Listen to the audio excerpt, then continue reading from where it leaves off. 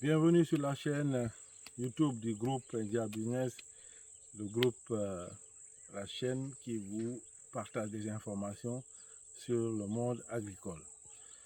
L'objectif, encore une fois, on le répète, c'est qu'il y ait le maximum de personnes, surtout les jeunes, qui s'engagent dans la production agricole. Parce que c'est lorsqu'on va produire et au maximum que tout le reste va suivre, c'est-à-dire la transformation, la commercialisation, le stockage, entre autres, et d'autres choses. Et donc, aujourd'hui, les jeunes sont on sait très bien que les jeunes ne sont pas très présents dans le secteur du développement agricole. C'est les personnes plus ou moins âgées. Peut-être qu'ils ne savent pas, et j'en suis sûr qu'il y a des informations qui leur manquent. C'est pourquoi nous faisons ces vidéos pour expliquer. Donc, aujourd'hui, c'est comment démarrer sa ferme. On veut parler d'une seule chose, comment faire pour commencer ou démarrer son exploitation agricole. Lorsqu'on a décidé, on a l'engagement, on a décidé, on va faire comment. J'ai dit dans une autre vidéo, j'ai dit que j'ai donné le processus pour avoir son papier. Parce qu'on a dit, avant d'investir quelque part, assurez-vous que vous avez un papier qui porte votre nom et qui vous donne la propriété de ce lieu-là. Parce qu'investir dans l'agriculture, c'est investir pour longtemps. Vous voyez ces plantes-là qui sont de gauche à droite, c'est pas pour les investir aujourd'hui. Investir aujourd'hui et dans 6 mois ou dans 1 an, quelqu'un te dit non, il faut laisser mon terrain. Donc, le papier, on en a parlé déjà. Mais comment démarrer effectivement l'activité dès que vous avez votre papier, vous avez voilà, ce type de propriété. Certains se disent que non, il me faut des moyens, il me faut 1 million, il me faut 2 millions. D'autres me disent il me faut 500 000, il me faut tel matériel, il me faut des tracteurs, il me faut une brouillette, il faut... Ah non!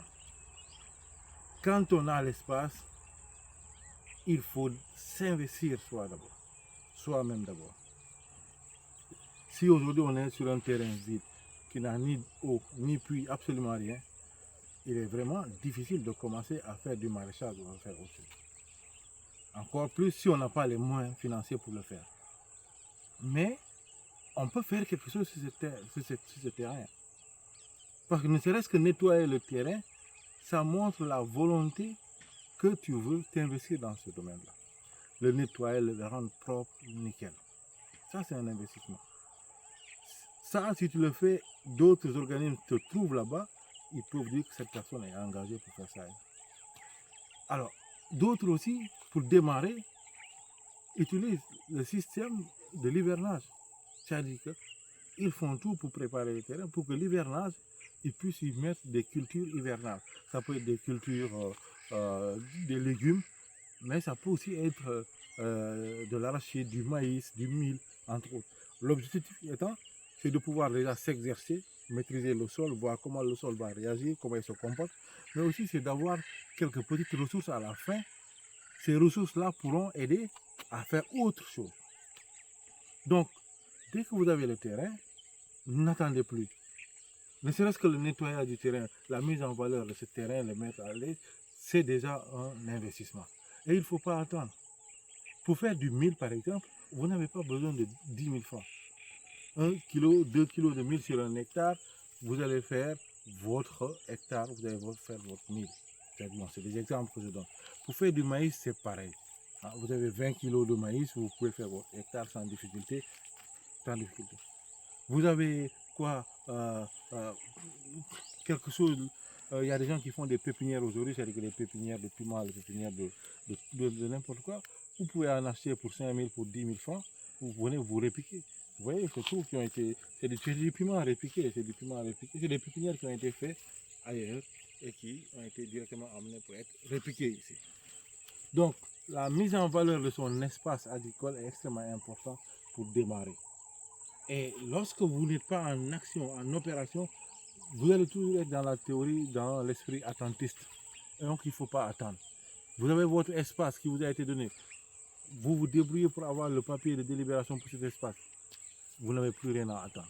Déjà, même si vous n'avez pas la délibération, vous pouvez commencer à mettre en valeur cet espace en le nettoyant ou en faisant une culture d'hivernage dessus. Ou en faisant un peu de maraîchage. Mais pour aller à long terme, c'est-à-dire avec l'arboriculture qui est couplée au maraîchage, aux cultures d'hivernage, il vous faut impérativement disposer de votre papier. Donc pour démarrer sa ferme, c'est d'abord s'engager à développer l'espace qui est là. Ensuite, vous pouvez faire des cultures d'hivernage qui vous permettent non seulement de connaître le sol, mais de maîtriser, de voir la réaction du sol.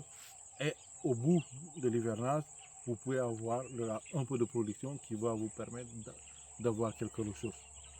Pendant cette activité, vous faites la promotion de votre ferme. Vous rencontrez les autorités agricoles, vous rencontrez les ONG, les agences, les structures publiques, privées qui sont dans ce domaine-là et exprimez-leur votre besoin, rencontrez-les, parlez-leur, invitez-les à visiter votre espace. Ça va vous permettre non seulement d'acquérir des expériences nouvelles, d'avoir des informations avec eux, mais ça peut vous donner la chance que ces gens-là viennent vous visiter et de voir les efforts que vous êtes en train de faire. Ces efforts-là seront évidemment couronnés d'appui, de subventions ou d'autres choses ça et là. Donc il est extrêmement important, comme je l'ai dit, pour démarrer sa ferme, de démarrer à crescendo, petit à petit. Et quand je dis petit à petit, c'est déjà commencer à nettoyer son espace, c'est mettre cet espace en valeur, c'est penser à l'hivernage, qu'est-ce que vous allez faire. Ou sinon, si vous avez la possibilité d'avoir un peu d'eau à côté, n'hésitez pas à aller acheter quelques pépinières qui sont faites et tester, faites ça. Donc, il ne vous faut pas des millions pour démarrer. Il faut sortir, en tout cas, cette pensée-là dans la tête des uns et des autres. Donc, pour démarrer, il suffit d'obtenir son espace agricole, être en phase avec les autorités, notamment sur les délibérations, tout et tout, et ensuite commencer. Donc, voici un peu ce que je voulais partager avec vous pour encore une fois encourager les uns et les autres à s'engager, à se lancer directement. Mais avant de partir, n'oubliez pas de vous abonner sur la chaîne en cliquant en bas à côté, s'abonner. Merci.